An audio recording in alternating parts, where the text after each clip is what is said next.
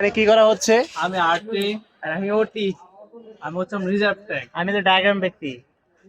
তাইলে রিজার্ভ ট্যাঙ্কে যত সময় পানি আছে তত সময় যখন পানি আছে তখন আমি উপরে উপরে আর রিজার্ভ ট্যাঙ্কে পানি থাকলে একমাত্র মোটর অন হবে। এখন আমাদের যেই